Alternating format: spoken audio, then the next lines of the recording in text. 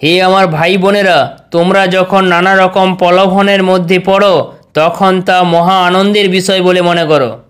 হে আমার ভাই বোনেরা, তোমরা যখন প্রলোভনের মধ্যে পড়বে, তোমরা যখন পরীক্ষার মধ্যে পড়বে, তখন তোমরা কি করো? মহা আনন্দের বিষয় বলে মনে করো যে তোমাদের জীবনে প্রলোভন আসছে। তোমরা তখন আনন্দের সঙ্গে থাকো। এ কথা জানো, এই সকল বিষয় তোমাদের বিশ্বাসের পরীক্ষা করে ও তোমাদের ধৈর্য গুণ বাড়িয়ে দেয়। ঈশ্বরের বাক্য বলছে যে এই সমস্ত বিষয়, এই সমস্ত প্রলোভন, তোমার জীবনে যে পরীক্ষা আসবে, সমস্ত কিছু কি করে? তোমার জীবনের বিশ্বাসের পরীক্ষা করে। তোমার জীবনে কতটা বিশ্বাস রয়েছে তার পরীক্ষা নেয়। এই প্রলোভনই তোমার জীবনে পরীক্ষা নেবে আর তোমার ধৈর্য গুণ বাড়িয়ে দেয় যে তুমি কত টাইম ধরে ধৈর্য ধরে থাকতে পারো, কতক্ষণ ধরে লোভ না করে থাকতে পারো। সমস্ত কিছু ধৈর্য গুণ তোমার বাড়ায়।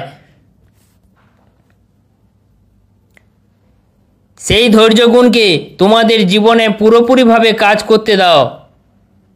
তোমরা যেন তোমার জীবনে তোমার জীবনটাই যেন ধৈর্যতে থাকে, তোমার মধ্যে যেন ধৈর্য থাকে, ধৈর্যতায় পরিপূর্ণ থাকে। এর ফলে তোমরা নিখুঁত ও সম্পূর্ণ হয়ে উঠবে। তোমার জীবনে যখন ধৈর্য থাকবে তখন তুমি নিখুঁত এবং সম্পূর্ণ হয়ে উঠবে। কোনো বিষয়ে তোমাদের কোনো অভাব থাকবে না। তোমার জীবনে যখন ধৈর্য থাকবে, তোমার জীবনে যখন প্রলোভন আটকানোর ক্ষমতা থাকবে, তখন তোমার জীবনে কি হবে না? তোমার জীবনে কোনো বিষয়ে কোনো কিছুর অভাব থাকবে না। তোমাদের কারোর যদি প্রজ্ঞার অভাব হয় তবে সে তার জন্য ঈশ্বরের কাছে প্রার্থনা করুক। ঈশ্বরের বাক্য বলছে যে তোমাদের যদি কারোর জ্ঞানের অভাব হয়, জ্ঞান মানে প্রজ্ঞা মানে জ্ঞান, বলছে তোমাদের যদি কারোর জ্ঞানের অভাব হয় তবে সে তার জন্য ঈশ্বরের কাছে প্রার্থনা করুক। বলছে হে আমার ভাই বোনেরা, তোমাদের যদি কারোর জ্ঞানের অভাব হয়ে থাকে তোমরা তাহলে ঈশ্বরের কাছে প্রার্থনা, তারা যেন ঈশ্বরের কাছে প্রার্থনা করে। আমাদের যদি জ্ঞানের অভাব হয়ে থাকে আমরা যেন ঈশ্বরের কাছে প্রার্থনা করি। ঈশ্বর দয়াবান, তিনি সকলকে উদারভাবে এবং আনন্দের সঙ্গে দেন। ঈশ্বর আমাদের কি দেন? উদারভাবে, মানে খোলা হাতে এবং আনন্দের সঙ্গে দেয়। তুমি যদি তোমার জ্ঞানের যদি অভাব থাকে তাহলে ঈশ্বর তোমাকে দেবে। ঈশ্বরের কাছে তুমি প্রার্থনা করো, তুমি পাবে। অতএব ঈশ্বর তোমাদের প্রজ্ঞা প্রদান করবেন। ঈশ্বর আমাদের কি দেবেন? প্রজ্ঞা দেবেন, জ্ঞান দেবেন, বুদ্ধি দেবেন। কিন্তু ঈশ্বরের কাছে চাইতে হলে কোনো রকম সন্দেহ না রেখে সম্পূর্ণ বিশ্বাসের সঙ্গেই তা চাইতে হবে। আমরা যদি ঈশ্বরের কাছে কোনো কিছু চাই তাহলে আমাদের মনের মধ্যে যেন কোনো সন্দেহ না থাকে, আমাদের মনের মধ্যে যেন কোনো সন্দেহ না থাকে, আর আমরা যেন কোনো সন্দেহ না নিয়ে চলি। আমি যদি ঈশ্বরের কাছে কোনো কিছু চাই আমি অবশ্যই পাবো।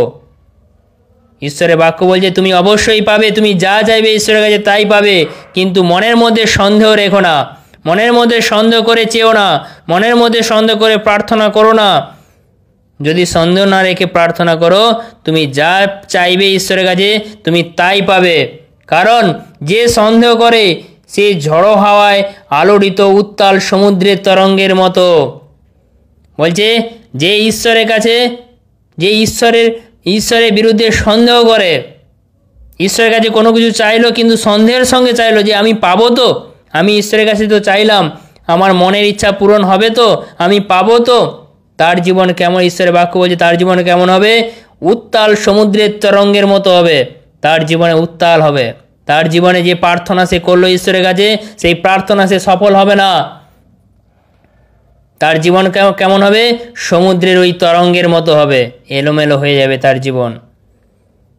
এই প্রকারের লোক দুই মনের মানুষ হয়।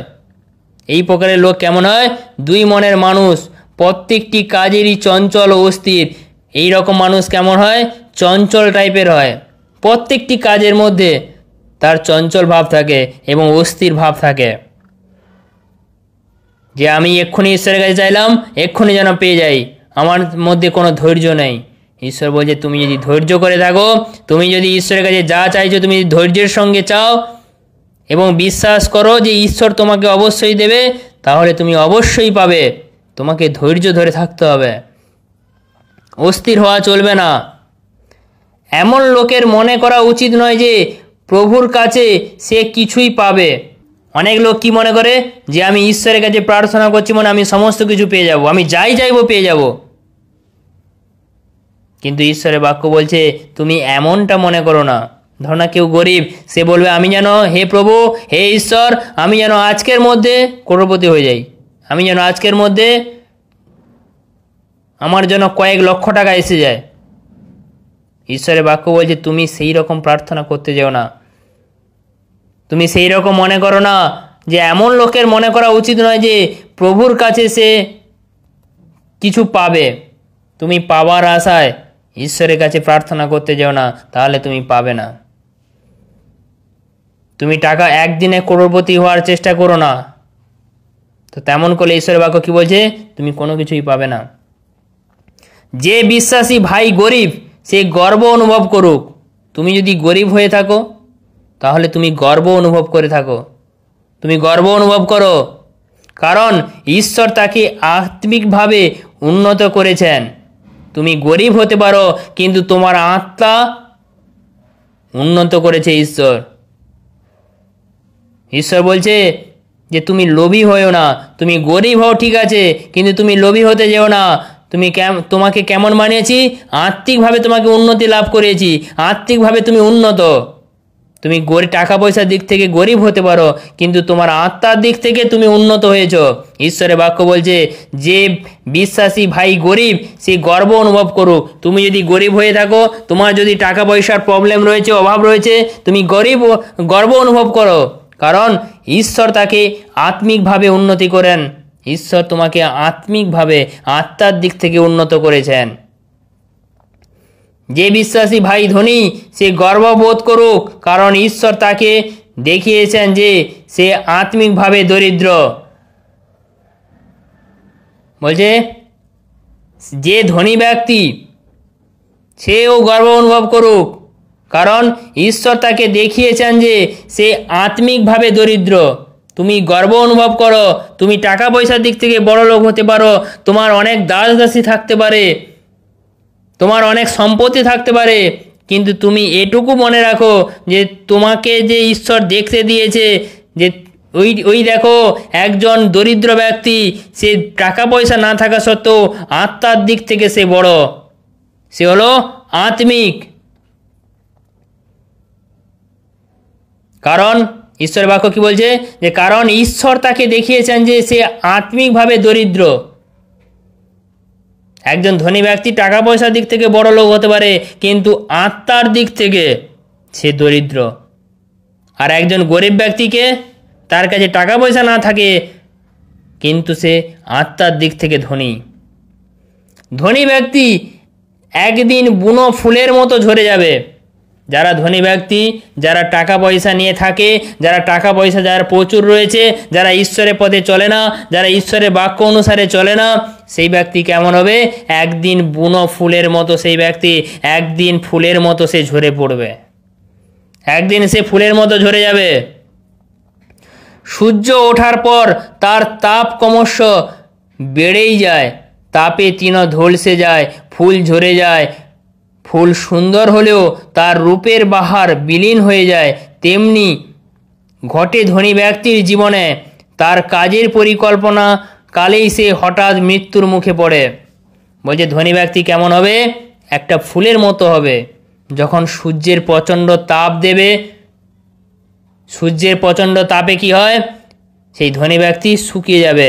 প্রথমে তো তার যখন টাকা পয়সা থাকে সে খুবই সুন্দর লাগে তাকে, কিন্তু সূর্যের তাপে কি হয়? ওই ফুল যেমন শুকিয়ে যায় তেমনি ওই ধনী ব্যক্তি শুকিয়ে যাবে। সূর্যের তাপে নয়, কি হবে? তার জীবন কি হবে? কাজের পরিকল্পনাকালেই সে হঠাৎ মৃত্যুর মুখে পড়বে। তার কাজের জন্যই সে হঠাৎ মৃত্যুর মুখে পড়বে। ঈশ্বরের বাক্য বলছে সেই জন্য আমরা যেন ধার্মিক হই, আমরা যেন আত্মিক হই, আমরা যেন আত্মার বশে চলি, আমরা যেন লোককে দেখানোর জন্য ধর্মকর্ম না করি, আমরা যেন আত্মিক বশে চলতে পারি, আমরা যেন পবিত্র আত্মার বশে চলতে পারি, আমরা যেন আত্মিক হই। বলছে একজন গরিব ব্যক্তি তার খুশি হওয়া উচিত, কারণ সে হলো আত্মিক। সে টাকা পয়সা না থাকা সত্ত্বেও সে হলো আত্মিক। আর একজন ধনী ব্যক্তি কেমন হবে? ওই ফুলের মতো হবে, সূর্যের তাপে যে একদিন ঝরে পড়বে। এখানে সূর্যের তাপ মানে কি? সে যে সমস্ত কর্ম করছে, যে সমস্ত কাজ করছে, যে সমস্ত কাজের পরিকল্পনা করছে, তার জন্য সে হঠাৎ করে একদিন মৃত্যুর মুখে পড়বে। পরীক্ষার সময়ে যে ধৈর্য ধরে ও স্থির থাকে সে ধন্য। যখন তোমার পরীক্ষা আসবে, তুমি যদি ধৈর্য ধরে বসে থাকতে পারো, তুমি যদি স্থির থাকতে পারো, তাহলে তুমি হলো সেই ধন্য ব্যক্তি। কারণ বিশ্বাসের পরীক্ষায় উত্তীর্ণ হলে ঈশ্বর তাকে পুরস্কার স্বরূপ অনন্ত জীবন দেবেন। যদি তুমি বিশ্বাসের সঙ্গে স্থির থাকো, তুমি যদি ধৈর্য ধরে থাকতে পারো, তাহলে ঈশ্বর তোমাকে কি করবে? পুরস্কার দেবেন। তুমি কিভাবে উত্তীর্ণ হতে পারবে? বিশ্বাসের দ্বারা। তুমি যদি বিশ্বাস করো যে আমি ঈশ্বরের পথে চলবো, আমি ঈশ্বরের বাক্য অনুসারে চলবো, ঈশ্বর তোমাকে সত্যি সমস্ত কিছু দেবে। তুমি গরিব হতে পারো, কিন্তু না খেয়ে কখনো মরে যাবে না। তুমি হবে আত্মিক। তুমি টাকা পয়সার দিক থেকে গরিব হতে পারো, কিন্তু তোমার আত্মাতে তুমি উন্নত থাকবে। আর একজন ধনী ব্যক্তি যার টাকা পয়সা প্রচুর, কিন্তু সে ঈশ্বরকে মানে না, ঈশ্বরের পথে চলে না, ঈশ্বরের বাক্য অনুসারে নিজের জীবনকে চেঞ্জ করবে না, সে কেমন হবে? সে ওই বনের সুন্দর একটা ফুলের মতো হবে। যে ফুল কি হবে? সুন্দর দেখতে হবে, বাগানের মতো সুন্দরভাবে, বাগানের মধ্যে সব থেকে আকৃষ্ট ফুল হয়ে উঠবে, কিন্তু সূর্যের তাপে একদিন ওই ফুলটা ঝরে পড়ে যাবে। ঈশ্বরের বাক্য বলছে সেই জন্য আমরা যেন আত্মিক হই এবং আমরা যেন ধৈর্য ধরে রাখি। আমরা যেন ধৈর্য ধরে ঈশ্বরের পথে চলি। তুমি যদি ঈশ্বরের পথে চলো, ঈশ্বর তোমাকে সমস্ত বিপদ আপদ সমস্ত কিছু থেকে উদ্ধার করবেন। সেই জন্য ঈশ্বরের বাক্য কি বলছে? পরীক্ষার সময় যে ধৈর্য ধরে, তুমি যদি পরীক্ষার সময় ধৈর্য ধরে থাকো, তুমি যদি স্থির থাকতে পারো এবং ঈশ্বরের উপরে বিশ্বাস রাখতে পারো, তুমি বিশ্বাসের দ্বারাই পরীক্ষায় উত্তীর্ণ হবে। এখানে পরীক্ষা মানে কি? দুঃখ, কষ্ট, যন্ত্রণা, ব্যাধি, অভাব, অনটন, অর্থনৈতিক প্রবলেম, যাই পরীক্ষা আসুক না কেন তোমার জীবনে, তুমি আনন্দ করো। ঈশ্বরের বাক্য বলছে তোমার জীবনে যদি পরীক্ষা আসে, তোমার জীবনে যদি প্রলোভন আসে, তাহলে তুমি কি করো? আনন্দে থাকো, আনন্দ করো। তোমার জীবনে পরীক্ষা এসছে মানে তুমি যদি ঈশ্বরের, তোমার মধ্যে যদি বিশ্বাস থাকে ঈশ্বরের প্রতি, তুমি কি হবে? উত্তীর্ণ হতে পারবে। তুমি উত্তীর্ণ অবশ্যই হবে।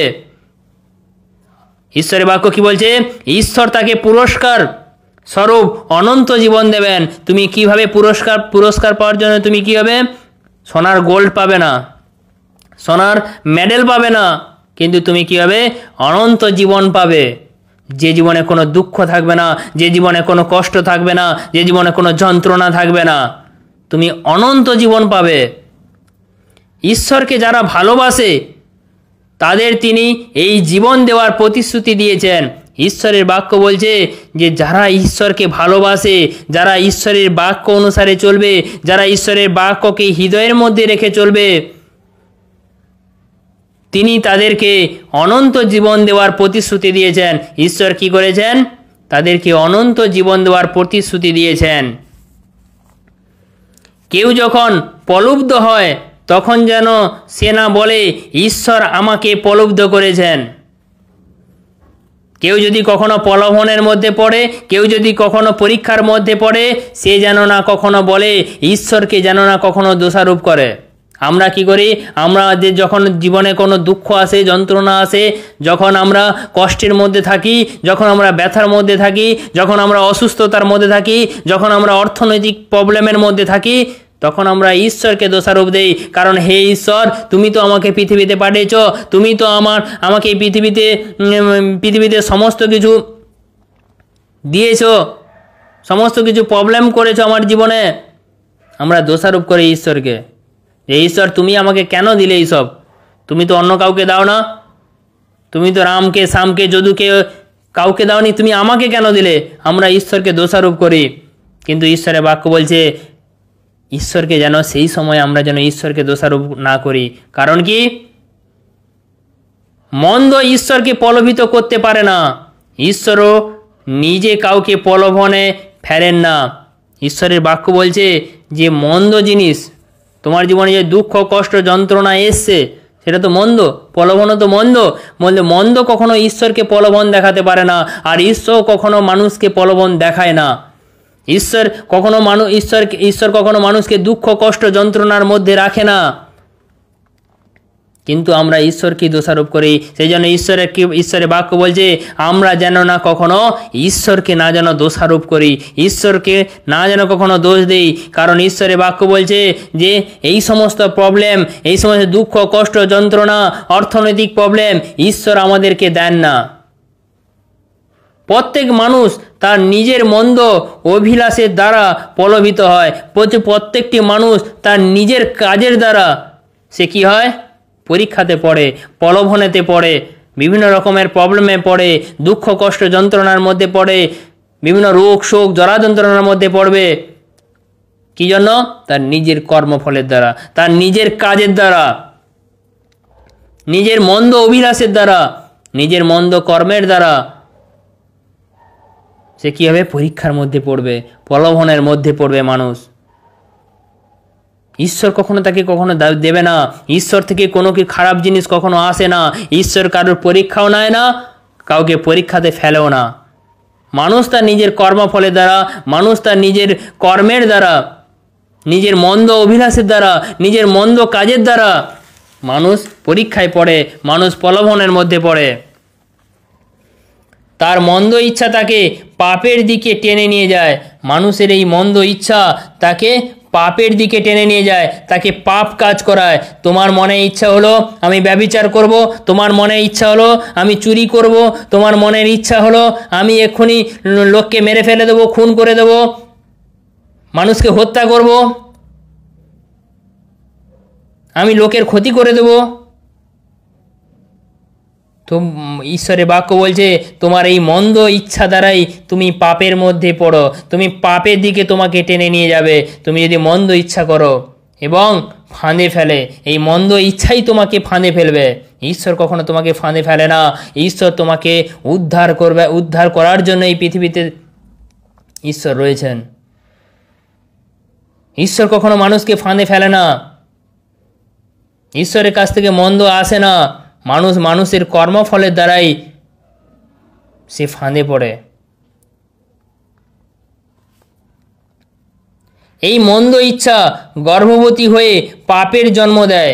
এই মন্দ ইচ্ছা থেকেই পাপ জন্ম নেয়। তোমার যখন মন্দ ইচ্ছা হবে যে আমি চুরি করব, আমি ডাকাতি করব, আমি ব্যভিচার করব, সেই মন্দ ইচ্ছা থেকে আমার ইচ্ছা হচ্ছে, আমার চুরি করতে ইচ্ছা হচ্ছে, আমার ডাকাতি করতে ইচ্ছা হচ্ছে, আমার ব্যভিচার করতে ইচ্ছা হচ্ছে, তো সেই ইচ্ছা থেকে কি হয়, কার জন্ম নেয়? পাপের জন্ম নেয়। তোমার ইচ্ছা হওয়াটাই হলো একটা পাপ। সেই জন্য মানুষ যেন না বলে যে আমার ইচ্ছে হচ্ছে, বলছে আমার ইচ্ছে হওয়াটাই হলো পাপ।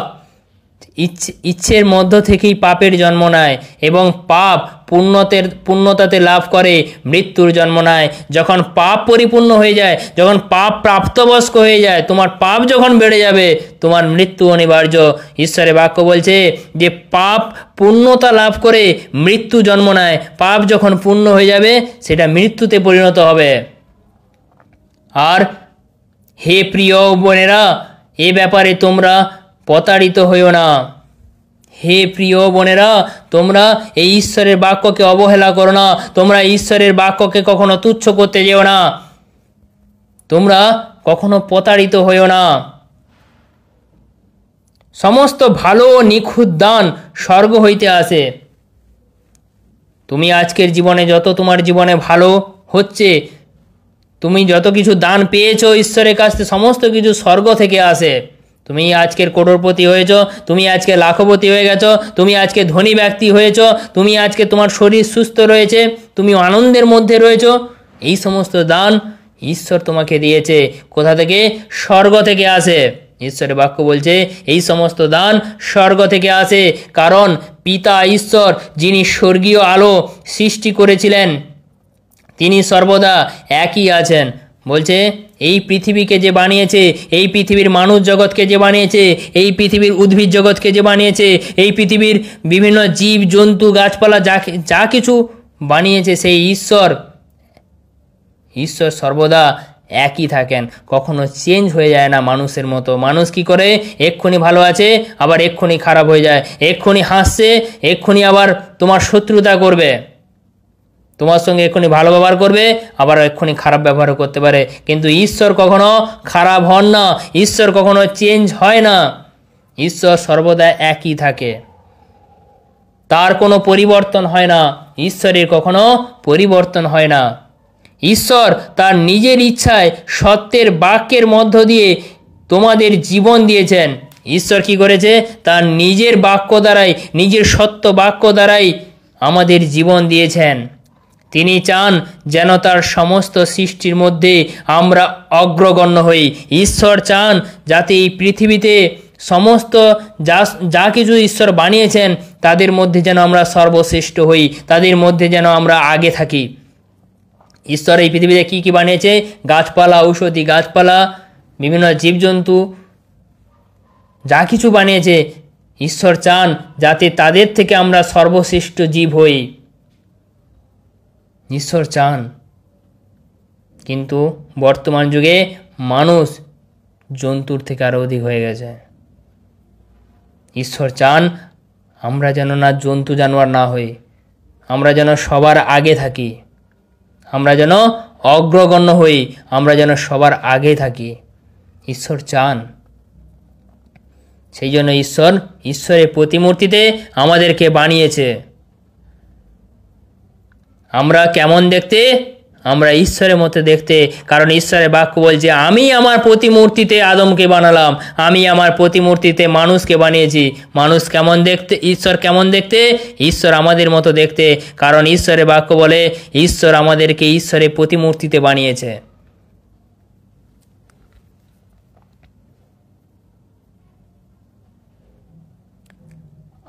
হে আমার প্রিয় ভাই ও বোনেরা, তোমরা শ্রবণে সত্তর কিন্তু কথনে ধীর হও। ঈশ্বরের বাক্য বলছে হে আমার প্রিয় ভাই ও বোনেরা, তোমরা শ্রবণে সত্তর কিন্তু কথনে ধীর হও। তোমরা বেশি করে শোনো কিন্তু কম কথা বলো, চট করে রেগে যেও না।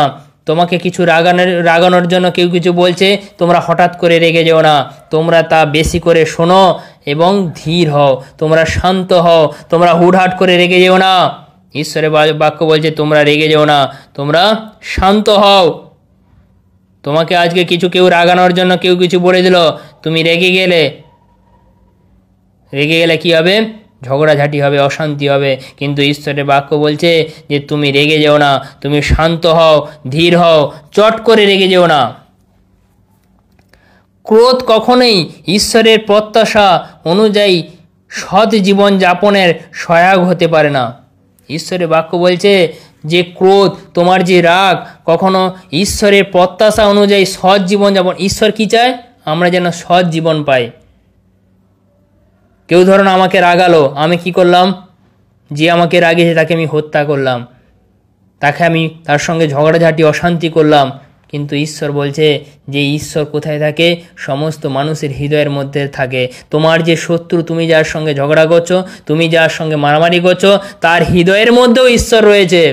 সেই জন্য ঈশ্বরের বাক্য বলছে তুমি তোমার শত্রুকেও ভালোবাসো, তোমার শত্রুর মধ্যেও আমি বিরাজমান রয়েছি। সেই জন্য আমরা যদি ক্রোধ করি তাহলে ঈশ্বরের বিরুদ্ধেই আমরা ক্রোধ করছি। ঈশ্বরের প্রত্যাশা অনুযায়ী সৎ জীবনযাপনের সহায়ক হতে পারবো না। ঈশ্বর আমাকে যেভাবে সৎ জীবনযাপন করতে বলেছে আমি সেই রকম হতে পারবো না যদি আমি ক্রোধ করি, যদি আমি অল্প কথাতে রেগে যাই, যদি আমি ধীর না হই, স্থির না হই, তাহলে ঈশ্বরের বাক্য বলছে ঈশ্বর যেভাবে আমাকে চলতে বলেছে সেই সৎ জীবনে আমি চলতে পারবো না।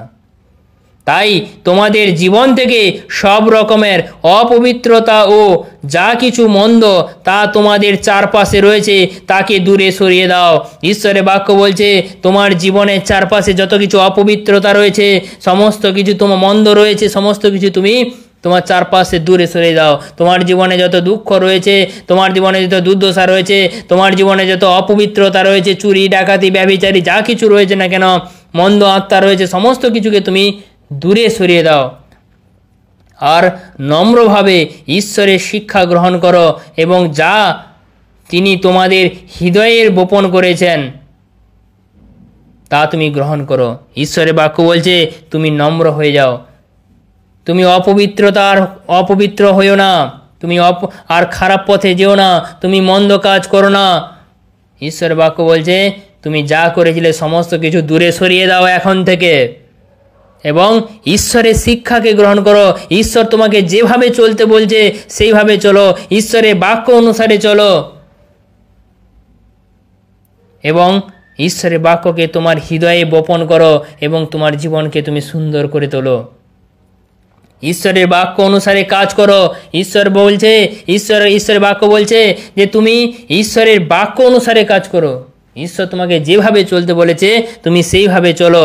শুনে কিছু না করে বসে থাকলে চলবে না। ঈশ্বরের বাক্য বলছে তুমি ঈশ্বরের বাক্য শুনলে, ঈশ্বরের কথাগুলো শুনলে, কিন্তু যদি তুমি বসে থাকো, তুমি যদি ঈশ্বরের বাক্য অনুসারে না চলো, শুধুমাত্র ঈশ্বরের বাক্যের শ্রোতা হয়ে নিজেকে ঠকিও না। ঈশ্বরের বাক্য বলছে তুমি যদি ঈশ্বরের বাক্য শুনছো, সেই রকম শ্রোতার ঈশ্বরের দরকার নেই। তুমি যদি ঈশ্বরের বাক্য অনুসারে শুনলে কিন্তু ঈশ্বরের পথে চললে না, ঈশ্বরের বাক্য অনুসারে ঈশ্বরের বাক্যকে পালন করলে না, তুমি সেই চুরি ডাকাতি ব্যভিচারী করলে, তাহলে কি হবে? নিজেই নিজেকে ঠকাচ্ছ। তুমি তাহলে নিজেই নিজেকে ঠকাচ্ছ। ঈশ্বর বলছে তুমি নিজেই নিজেকে ঠকিও না। যদি কেউ শুধুমাত্র ঈশ্বরের বাক্যের শ্রোতাই হয় আর সে মতো কাজ না করে, তবে সে এমন একজন লোকের মতো যে আয়নার দিকে তাকায়, নিজেকে দেখে এবং চলে যাওয়ার সঙ্গে সঙ্গে সে নিজে কেমন দেখতে তা ভুলে যায়। ঈশ্বরের বাক্য বলছে যে শ্রোতা, যে ব্যক্তি ঈশ্বরের বাক্যকে শুনলো কিন্তু নিজের জীবনে সে পালন করলো না, সেই বাক্য অনুসারে চললো না, সে কেমন হয়? যে ব্যক্তি আয়নার সামনে দাঁড়িয়ে মুখ দেখে। কোনো ব্যক্তি যখন আয়নার সামনে দাঁড়িয়ে যখন মুখ দেখে তখন কি করলো?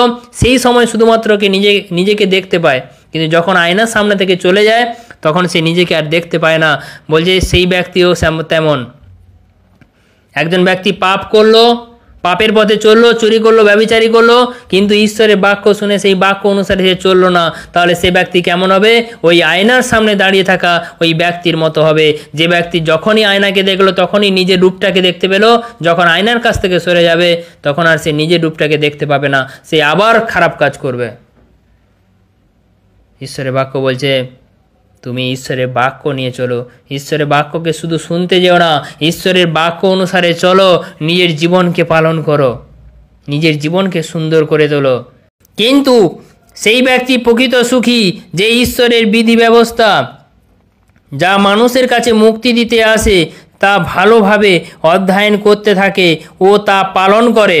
বলছে সেই ব্যক্তি সবথেকে সুখী ব্যক্তি যে ঈশ্বরের বাক্যকে শুনবে এবং ঈশ্বরের বাক্যকে পড়বে, ঈশ্বরের বাক্যকে অধ্যয়ন করবে, ঈশ্বরের বাক্যকে পালন করবে, এবং যা শ্রবণ করে তা ভুলে যায় না, এবং যা সে শুনলো সেই বাক্যকে সে ভুলে যাবে না, সেই বাক্য অনুসারে চলবে। সেই বাধ্যতা তাকে সুখী করে তোলে। তুমি যদি ঈশ্বরের বাক্যকে শুনো, ঈশ্বরের বাক্য অনুসারে চলো, তাহলে তুমি অবশ্যই সুখী হবে। শুধুমাত্র ঈশ্বরের বাক্যকে শুনে রেখে দিলে হবে না, তুমি ঈশ্বরের বাক্যকে নিয়ে শুনে তুমি সেইভাবে যদি চলো, তুমি ঈশ্বরের কাছে যা চাইবে, যা প্রার্থনা করবে, সমস্ত কিছু তুমি অবশ্যই পাবে। ঈশ্বর বলছে তুমি শুনে ভুলে যেও না, তুমি সেই বাক্য অনুসারে চলো, তাহলে তুমি অবশ্যই সুখী হবে। যদি কোনো ব্যক্তি নিজেকে ধার্মিক মনে করে অথচ নিজের মুখ না সামলায়, তবে সে নিজেকে ঠকায়, তার ধার্মিকতা মূল্যহীন। ঈশ্বরের বাক্য বলছে যে অনেক মানুষ রয়েছে যারা নিজেকে ধার্মিক বলে মনে করে কিন্তু মুখ থেকে অনেক খারাপ কথা বের করে। সেই ব্যক্তি কেমন হবে? সে ব্যক্তি নিজেকে ঠকাচ্ছে। সে ধার্মিক ব্যক্তি নয়, সে ধার্মিকতায় মূল্যহীন। তার যে ধার্মিকতা সে হলো মূল্যহীন, কারণ ঈশ্বরের বাক্য বলছে যে তোমার মুখকে তুমি সামলাও। তুমি যদি তোমার মুখকে না সামলাও আর নিজেকে ধার্মিক বলে মনে করো, তাহলে তুমি নিজেই নিজেকে ঠকাচ্ছ। কেউ হয়তো তোমাকে দেখতে বলছে না, তোমাকে কেউ দেখতে পাচ্ছে না, কিন্তু তুমি নিজেই নিজেকে ঠকাচ্ছ। তোমার ধার্মিকতাই হলো মূল্যহীন। কারণ তুমি যাকে গালি মারবে সে হলো ঈশ্বরের সন্তান, তার মধ্যেও ঈশ্বর বিরাজমান, তার হৃদয়ের মধ্যেও ঈশ্বর রয়েছে। সেই জন্য ঈশ্বর বলছে তুমি তোমার শত্রুকে কখনো গালি দিতে যেও না, তুমি তোমার ভাইয়ের সঙ্গে কখনো শত্রুতা করো না, কারণ তার মধ্যেও ঈশ্বর রয়েছে। ঈশ্বর বলছে, ঈশ্বরের বাক্য বলে যে তুমি নিজেকে ঠকিও না। তুমি যদি ধার্মিক হয়ে থাকো তাহলে কখনো খারাপ কথা বলতে যেও না, তোমার মুখকে তুমি সামলাও, তোমার জিভকে তুমি কন্ট্রোল করো। যে ধার্মিকতা ঈশ্বর বিশুদ্ধ খাঁটি হিসাবে অনুমোদন করেন তা হলো অনাথ ও বিধবার দুঃখ কষ্ট দেখাশোনা করা এবং নিজেকে পৃথিবীর মন্দ প্রভাব থেকে দূরে রাখা। ঈশ্বরের বাক্য বলছে তুমি যদি ধার্মিক ব্যক্তি হয়ে থাকো, তোমার মধ্যে যদি ঈশ্বর থাকে, তাহলে তুমি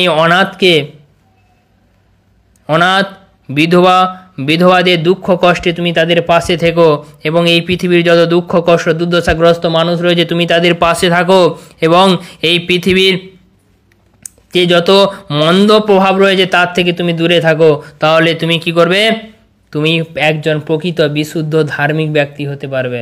তুমিই প্রকৃত ধার্মিক ব্যক্তি যে কি করে অনাথ এবং বিধবা যে ব্যক্তিগুলো রয়েছে, বিধবা যে দুঃখ কষ্ট ভরা মানুষগুলো রয়েছে, তাদের পাশে তুমি যদি দুঃখ কষ্টের দিনে দাঁড়াও, তুমি যদি কোনো পৃথিবীর মন্দ কাজ না করো, তাহলে তুমি কি করবে? মন্দ কাজ থেকে দূরে থাকো যদি, তাহলে কি হবে? তুমি একজন ধার্মিক ব্যক্তি হতে পারবে। এখানে বিধবাদের পাশে থাকা মানে এই নয় যে আমি বিধবা ব্যক্তিকে বিয়ে করে নিলাম, এই নয় যে আমার একজন স্ত্রী থাকবে তা সত্ত্বেও আমি বিধবা ব্যক্তির সঙ্গে প্রেম করলাম, ভালোবাসা করলাম তার পাশে থাকার জন্য, বলবো কি আমি তো বিধবা ব্যক্তিকে সাহায্য করছি, তা করলে কিন্তু হবে না। তুমি যদি বিধবা ব্যক্তিকে বিবাহ করো, তুমি যদি সেই তোমার স্ত্রী থাকাকালীন তুমি যদি কোনো মেয়ের সঙ্গে লিপ্ত হও, তাহলে সেটাকে ব্যভিচার বলা হয়। তুমি তাহলে তার সঙ্গে ব্যভিচার করলে, আর তুমি যদি ব্যভিচার করলে তুমি অবশ্যই মরবে। ঈশ্বরের বাক্য বলে তুমি মরবেই, অবশ্যই মরবে। সেই জন্য ঈশ্বরের বাক্য বলছে তুমি যদি পৃথিবীর মধ্যে যত মন্দ কাজ আছে সমস্ত থেকে যদি তুমি দূরে থাকতে পারো, তাহলে তুমিই হলেন একমাত্র ধার্মিক ব্যক্তি, তুমিই হলেন সর্বশ্রেষ্ঠ ধার্মিক ব্যক্তি। সেই জন্য আমরা যেন ঈশ্বরের পথে চলি, আমরা যেন ঈশ্বরের বাক্য অনুসারে চলি, ঈশ্বর যেভাবে আমাকে চলতে বলেছে সেইভাবে চলি। তুমি যদি চলো তাহলে ঈশ্বর তোমার সদা সর্বদা তোমাকে কি রাখবে? খুশি রাখবে, সদা সর্বদা তোমাকে সুন্দর রাখবে। শুধু তোমাকে নয়, তোমার পরিবারকেও সুন্দর রাখবে। শুধু তোমার পরিবার নয়, তুমি যেখানে থাকবে সেই এলাকার মধ্যেও সুন্দর রাখবে সবাইকে, তোমার পাড়ার সবাইকে সুন্দর রাখবে, তোমার শহরের সবাইকে সুন্দর রাখবে ঈশ্বর। তুমি যদি সুন্দর হও তাহলে এই পৃথিবীর সমস্ত মানুষই সুন্দর হতে পারবে। ঈশ্বরের বাক্য বলছে যে আমরা যেন আর কোনো খারাপ কাজ না করি, আমরা যেন সদা সর্বদা ঈশ্বরের বাক্য অনুসারে চলতে পারি, ঈশ্বরের বাক্যকে হৃদয়ের মধ্যে রেখে চলতে পারি। আমরা যেন শুনে না চলে যাই, যদি শুনে চলে যাই কেমন হবে? ওই আয়নার সামনে দাঁড়িয়ে থাকা ব্যক্তির মতো হবে, যে নিজেকে দেখলো যখন, তখন নিজেকে মনে পড়লো যে আমার এইখানে নাকটা টেড়া হয়ে গেছে, চোখটা বেঁকে গেছে, কিন্তু যখন আয়না থেকে সরে যাবে তখন কেমন হবে? আর সে নিজের কথা মনে পড়বে না, তার নিজে কেমন দেখতে ছিল সে মনে পড়বে না তার। সেই রকম ঈশ্বরের বাক্য বলছে তুমি তো খারাপ ছিলে, যখন ঈশ্বরের বাক্য অনুসারে চলবে তখন তোমার জীবন খুব সুন্দর হবে। সেই জন্য আমরা যেন ঈশ্বরের বাক্য অনুসারে চলতে পারি, আর আমরা যেন ঈশ্বরের বাক্যকে হৃদয়ের মধ্যে রেখে চলি।